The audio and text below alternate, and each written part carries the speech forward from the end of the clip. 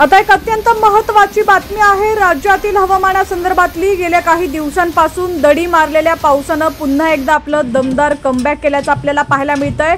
राज्यातील विविध भागात कालपासून पावसानं चांगला जोर धरलाय। अनेक जिल्ह्यांना पाऊस झोडपून काढत आहे। पुढचे 3 दिवस राज्यात मुसळधार पाऊस पडणार असल्याचा अंदाज आहे।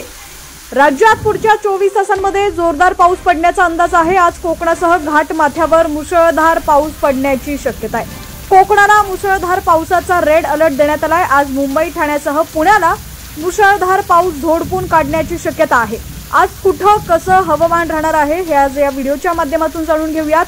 त्याआधी तुम्ही जर HPN मराठी न्यूज चॅनल पहिल्यांदाच पाहत असाल आणि अजूनही चॅनलला सबस्क्राइब केलेलं नसेल तर आत्ताच सबस्क्राइब करा, जेणेकरून आमचे अपडेट्स लवकरात लवकर तुमच्यापर्यंत पोहोचतील।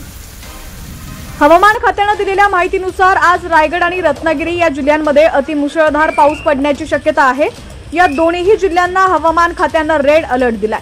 तर पुणे, कोकण आणि घाट माथ्यावर आज जोरदार पाऊस पडण्याची शक्यता असून ऑरेंज अलर्ट देण्यात आलाय।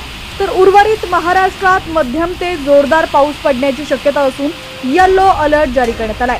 आज कोकणासह घाट माथ्यावर पावसाचा जोर वाढण्याची शक्यता आहे। रायगड, रत्नागिरी जिल्ह्यात मुसळधार पावसाची शक्यता असून रेड अलर्ट देण्यात आलाय। मुंबई, ठाणे, सिंधुदुर्ग, पुणे शहरासह पुणे जिल्हा, सातारा आणि कोल्हापूरच्या घाटमाथ्यावर मुसळधार पावसाची शक्यता या जिल्ह्यांना ऑरेंज अलर्ट देण्यात आलाय।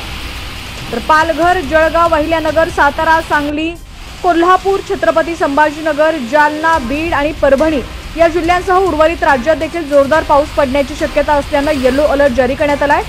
राज्यात मुसळधार ते अतिमुसळधार पाऊस पडणार असल्यामुळे नागरिकांनी आणि शेतकऱ्यांनी सतर्क राहण्याचं आणि काळजी घेण्याचं आवाहन हवामान खात्याकडून करण्यात आलेलं आहे। दरम्यान आता राज्यातील तुमचा जिल्हा कोणता आणि तुमच्या जिल्ह्यातील हवामानाची काय स्थिती आहे ती देखील आम्हाला कमेंट्सच्या माध्यमातून नक्की कळवा आणि हा हवामान अंदाज जास्तीत जास्त शेअर करा, जेणेकरून नागरिकांना, शेतकऱ्यांना देखील या बातमीचा नक्कीच फायदा होईल।